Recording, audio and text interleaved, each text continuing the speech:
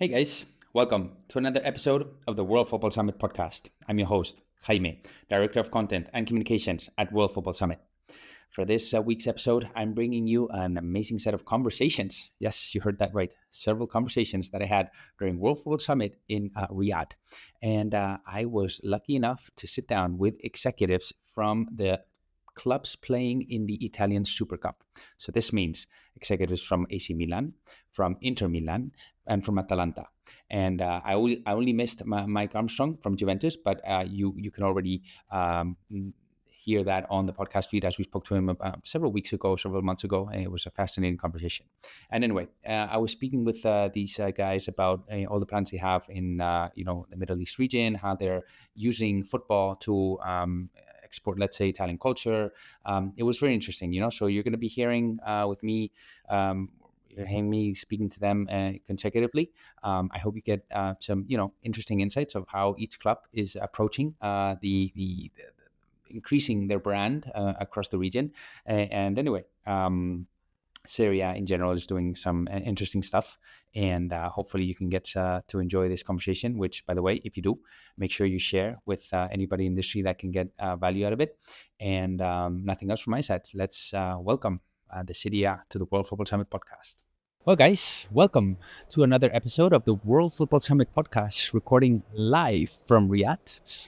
Today, I have the wonderful opportunity to speak with Nicola Buscato from AC Milan, one of the most legendary clubs in football. So imagine my treat today. Welcome to the show. Thank you.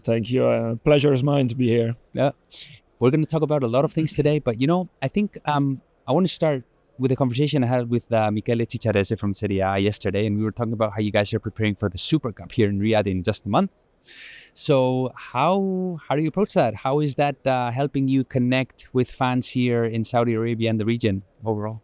Look, an event like the Super Cup is always important to connect with the real game, because you don't have many opportunities to come and play in the MENA region and in Riyadh for all the calendar of the competition. So having something that is here is actually something that allows to connect directly with the fan and bring our stars here and showcase hopefully very good football. And when we come and we travel with the whole team, then there are means to carry on many other several activities in the region, maybe more commercial led or fan led, in order to create a bit of a culture, and elevate our profile in the region, and in general start having a bit of a footprint or install a bit of deeper footprint of AC Milan and of Serie A in the region, which is what we're here for. How important it is not to actually go play games outside, to actually be able to connect with fans. It is very important. It is very important because during the year we always deliver many activities outside of Italy. But the moment you actually come and you bring your product in a specific country or region is actually the moment that actually you can deeply connect with people. As a club, our ownership implemented a proper vision to go beyond Italy and also beyond football at some point, to some extent. So for us, it's really important to connect with new audiences, new countries, and expand into new realities as well. And actually, big year for you guys. 125th anniversary, not mistaken, and you guys are doing amazing things. Congratulations on that. Thank you. So I don't know if you can give the audience, for those that, I don't know how many of them will be out there, but for those who don't understand it, what are you guys doing to approach that? Look, for us, first and foremost, the 125th birthday is going to be on December 16th, 2024. So almost there. We're almost there, but the way we approached it has been a full season of milestones and celebrations, doing them as a club or doing them with our partners. So we launched different initiatives. We launched different new products. We did, for instance, a specific collab on the 125th with Off-White. We recently launched our book to remember the whole history of AC Milan with Asolin. We created a dedicated licensing pieces limited edition with Bear Brick. Yeah. We're trying basically to create all these kind of initiatives that keep our brand fresh, even if it's 125 years old, and keep it relevant for the younger generation to come. Now, with that said, we will never forget our history. We never forget who we are. 7-time Champions League winners, 19 league titles. So we have a legacy to protect and to promote. Therefore, also around the birthday, we're gonna have a big celebration in the stadium during Milan Genoa. We're gonna have an event the day after in which many legends and many important players of the history of AC Milan will come and join us for a special night. Can I go? It's gonna give goosebumps, trust me. So no. In all seriousness, I mean, the legacy that you guys have is just amazing. What you guys are doing with the 125th anniversary is just great.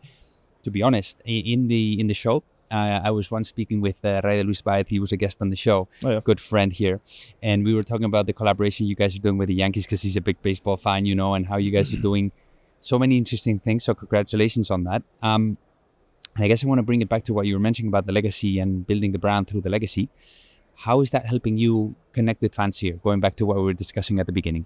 Look, in terms of connection, like there is always a way in which you can be meaningful through your key products, but also you can be meaningful by attracting new generation with new products. So the way we're working is to provide the relevant kind of content or materials or collaborations, merch, you call it, or as well as football and grassroots projects to the specific region.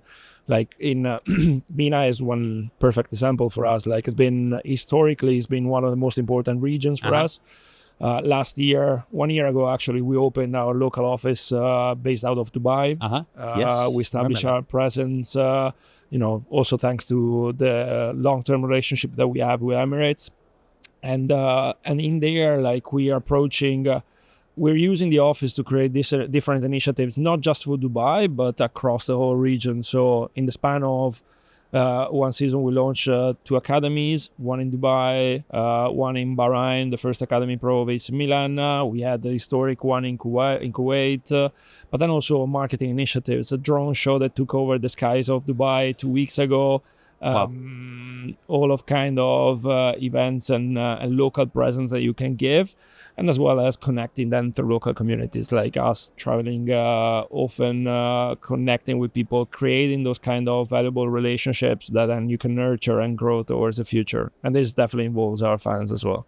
Amazing. And then, if I'm not mistaken, you're also using, let's say, football or the brand AC Milan to export Italian culture, right?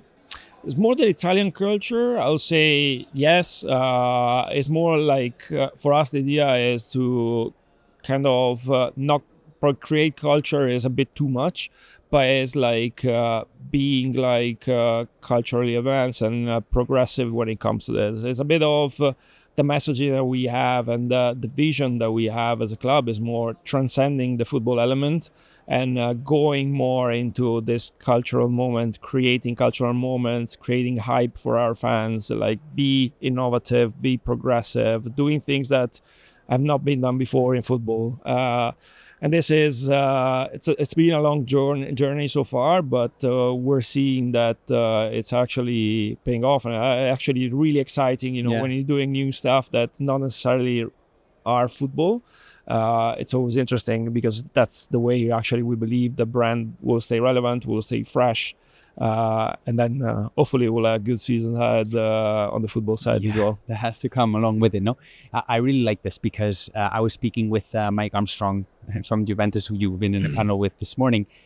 I really like the way you guys are aligned in terms of being relevant, and I really love that. I'm a marketer myself, and it's all about being relevant. Anyway, Nicola, I really enjoyed this conversation. I want to thank you for stopping by and recording and being with our audience today. Any last words you want to share before we go? No, I mean, come and join us for the Super Cup, and if anyone has the occasion, come and join us for the 125th anniversary, because that's also going to be pretty amazing. We'll speak offline. Thank you. Thank you so much. Cheers. Thank you. Thank you. Well, guys, welcome to another episode of the World Football Summit podcast, recording live from Riyadh. Today, I have a wonderful treat for you guys, or at least for me, because I am speaking with Romano Sanforlin from Atalanta, which is, to me, one of the most beautiful stories out there in football. And I've already had the opportunity to moderate people from Atalanta, and now I'm having the wonderful opportunity to welcome Romano to the show. Welcome. Thank you a lot.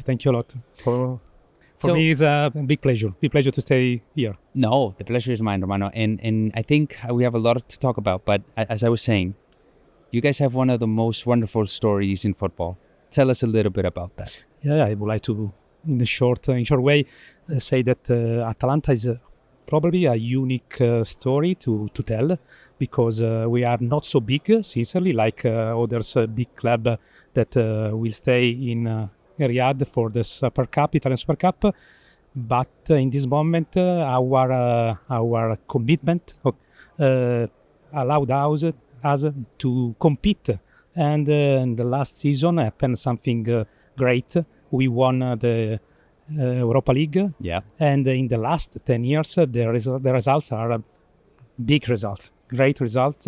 And this is, I think, there is at the end probably the planning of this team, this club, and probably the soul of the territory where Atalanta stay.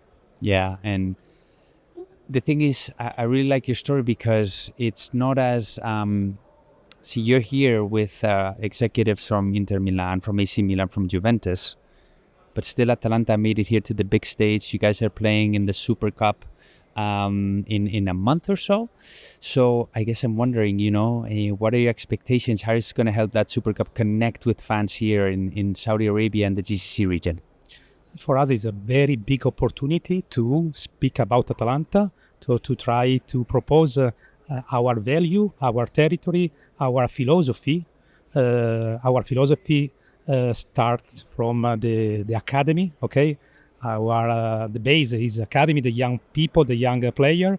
In Italy, we are in the first position in this type of ranking, and we should continue in this prospect, I think. Yeah, and you know what? I think there's kind of like an opportunity for football brands that are not as big as the traditional ones. I don't really care about the country, to connect with fans, because the values that you guys have are more authentic. But there's another element that I think is interesting in your case, which is you guys are renovating your stadium. Yeah, which is a big key driver for the football property and the sport business model, and it's relevant to the Saudi case because they're putting a lot of focus on building stadiums here. So tell us more about the project. How are you approaching the fan experience through the stadium? Yeah, I completely agree about this position. In Italy, a lot of people speak about restyling at the stadium, but in this moment, Juventus and Atalanta did this, and for us, it's an opportunity to try to propose an experience directly in our stadium. The stadium is like an English style stadium. There are amazing things like the restaurant is managed by 3 stars Michelin. Okay, the people it's crazy when discover this, and the new stadium allowed us to propose a lot of experience, activity, and fan engagement directly with a new partner and new, I think, fan base. That's the lever. I mean, going on beyond the pitch and actually offering experiences that create memories beyond what's going on the pitch, no? And in a way, one of the things that I like overall from what Serie A is doing, and you guys are collaborating quite well, is using football to export Italian culture. So how are you doing that at Atalanta? Yeah, I fully agree. It's important thing that the football in Italy is close to the culture, and Bergamo is one of the beautiful place in Italy. Is a heritage UNESCO, World Heritage UNESCO in the high city, And this is exactly the opportunity to share this with the world. And stay here, I think, is another opportunity to speak about. I think so too. Anyway, Romano, this has been great. Thank you for the overview, but I was wondering if you have any last words, anything you want to share with the audience? Okay, when you decide to come in Italy, please come in Bergamo. Bergamo have the third airport, okay, for the third biggest airport, and we wait you. We're going to speak offline about that, and so thank you so much for your time here today. It's been amazing, and I wish you all the best in the Super Cup, in the season, and overall. Thank you. Thank you a lot. Thank you. Well, guys, welcome to another episode of the World Football Summit podcast. We are recording live from Riyadh for World Football Summit Asia 2024, and I have a treat for you guys. I know I have a treat for myself, which is having a conversation with Roberto from Inter Milan, who's going to join us for the show. And welcome to the show. Oh, thank you very much. Thank you for inviting me, inviting us, Italian football, to this very important happening. No, hey, thank you for sharing all the knowledge. You had a great panel, and now I have the opportunity to have a detailed conversation with you. And I guess I want to start because what brings you all together, as you said, you've joined with other executives from great clubs in Italy, the best clubs in Italy probably at this time. The Super Cup coming up in a month or so, more or less. How is that going to help you connect with fans in the region in Saudi Arabia? Well, first of all, it's the third time in a row we're gonna be here because 3 years ago we won the title. 2 years ago we won the Italian Cup. Last year we won the title again. So, this was a good thing because being in Saudi Arabia for 3 years in a row means leaving a legacy to the fans. Also try, of course, every year to engage them, try to understand them better, to understand the culture, to be meaningful, which is something our club is doing pretty everywhere with different part of our fan base. As I explained before in the speech, I give you an example of almost 12% of our fan base is Arabic speaking. Yeah. Which is a huge number. You can imagine, of course, speaking about the fan base of social medias, speaking about almost 75 million fans. So it's a huge number, and MENA is a great part of this number, and it's very interesting to understand which is the best way to speak with them, to be more authentic for them, to tell the story of the club, to link them to our community, and in their way, with their culture, just in terms of culture, being meaningful with them, which is to me very important. What I really think is that in the future we will try to do that with our different part of our fan base. We grew a lot in the last 10 years, not only as a club, in terms of course, what is in the pitch. We won titles, and we went back to the final of Champions League 2 years ago. We were unlucky, maybe we didn't win, but everybody saw it's a process. Exactly. Somebody which is better than me say that or you win or you learn. We learned a lot that day. We learned a lot, and we are trying to do our best to engage different part of our fan base from different countries, like Chinese people, like Arabic people from US or South America. Of course, Spanish is our second language. Italian is just the sixth language in our social media, just to understand. Until 10 years ago, I guess the perception of our football club was very Italian. Now it's much more international, like the name. Yeah. There you go. And actually, one of the things you said that I think is interesting is that consistency in results. That drives relevance. And in today's day and age, being relevant is key for football clubs or for any brand in the world, no? And one of the reasons why I wanted to have this conversation is because you specialize in media and content. And I think there's a lot of talk about content being that driver of relevance. So I want to understand, how do you approach content creation at the club? We first of all, I'm the director of the media house, Inter as a media house since 17, and we built up a content strategy based on the idea we wanted to split the brand from the result.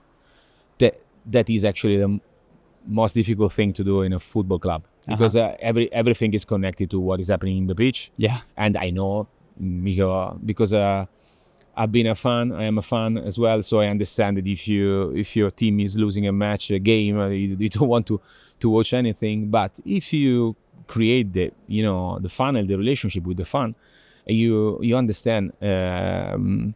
You can understand that there is something else than the pitch. There is for sure, every match is a match. There is another following, and you need to be focused and like it's football and consistent, and maybe the next one is going to get better. In the meanwhile, you can have fun with your club, being included, being loyal, being part of a community, and being Interista or AC Milan fan or a Juventus fan. And this part of the story is the most important part, because at the end of the day, it's like being a part of a community. It's like being a part of something special. Yeah. This is the only thing that make a real bond between you and the club. Yeah. Results are important, but at the end of the day, you're not a fan of the results. You are a fan of a team, and the team is a sum of brand values. Yeah.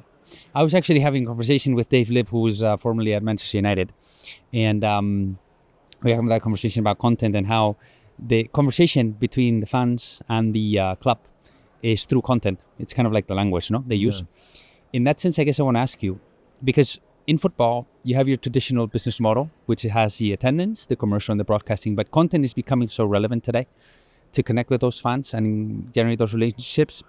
Do you think content can become a key pillar of the sports business model? Or put it another way, what's the relationship between content and the rest of the traditional business model? In terms of B2B is the most part of the relevance there is in a football club, because every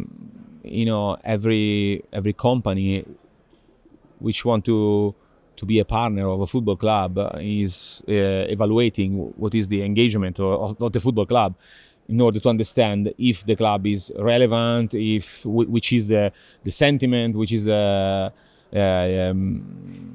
opinions that the fans have on the club. I guess content has become like the brand of the club, because clubs are speaking on the platforms with the narrative, with the storytelling. And the storytelling is what really creates a real connection between fans with the club, and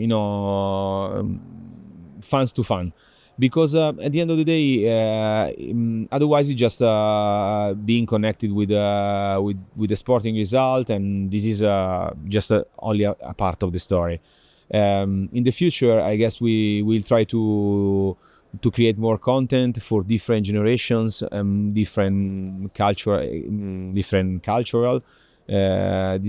sorry, and because we want to be focused on giving the people what they want to have. And until like 5, 6, 7 years ago, I was like creating content and giving content to the people, and they're gonna choose what they want. Yeah. But now you need to from data you need to understand which is your audience, and you need to give them what they want. Like you need to feed them, and feeding a global audience means creating something different from place to place and from age to age, different clusters. Yeah, because you mentioned Gen Z. Yeah. They're becoming more demanding in terms of the content they consume, because there are so many options available. Yeah. Which brings me to my next question, which is, everybody says that, the younger generations are not as interested in sport or in football. I don't believe that to be true, but I want to understand your opinion, since you're at the forefront of what's happening. Well, CRM is a part of my team, and it's also a part of my strategy. I can say to you this thing. From a CRM perspective, every year we have more Gen Z fans, and every year we have more women into our database. Wow. Every year they fulfill. I mean, they part in the fulfillment of our stadium. In the sold outs, we are just selling out the stadium since last 3 years every Sunday. So it means I guess the club is doing a pretty good job, and we need to improve, and we need to. But we're doing. I mean, we are aiming the same in the right direction. I guess it's not true they don't like football. It's very strange because it is something you heard in football by people from football. You say, youngsters don't like football. It's not true. They love football. Until 10 years ago, there were no women playing football. Now, if you go in an elementary school in Milan, every classroom has like 2, 3, 4, 5 girls playing football. It is completely, unbelievable if you compare it to 10 years ago. They are growing up like loving football. Maybe what they don't like is the way in which traditional broadcasting are telling football. But I don't know if it's the subject, the question. Maybe it's just the context. I don't know. I don't have an answer on this. What I understand, we are, growing every year in terms of Gen Z in the stadium. They love to be part of the show. They love to be there chanting for the team. They love to be there and after the end of the match, being with their friends and the stadium, and also for the matches. Sometimes they are not, the most relevant match in the table, but they love to be there. They don't like that much what they could see, after the match on television, because interviews are not that their cup of tea. But I mean, I think for me, content at the end of the day is it's so fragmented today, because you can consume football through video games, through fantasy games, through documentaries, through live matches. So the overall interest in football is there. It's just that the formats are so different. I always say to my team, our competitor is not AC Milan or Juventus. Our competitor is Netflix, Disney Plus. It's just a consumption of time. Time is the currency, and you are you need the time of people, and this is why we're trying to engage people to stay with us. But my opinion is that they stay with us on the live, also not only Inter or AC Milan or Roma. They stay with us also, tiny clubs from everywhere in Italy. They have more fans in the stadium than maybe in front of television. This is something that is happening. We need to understand it. Maybe we can learn. As I said before, or you win or you learn. I like that mentality. Anyway, this has been a great conversation. I could go on for hours keeping our content, but I think you have stuff to do, and I appreciate your time. I don't know if there's any last words you want to share with the audience now that they're watching. No, thank you very much for inviting us. Just for all the Saudi fans, we will wait for you for the Super Cup, as the Super Cup is going to be, I hope, a very important part of our season. Okay, good luck with that. Thank you very much. Thank you.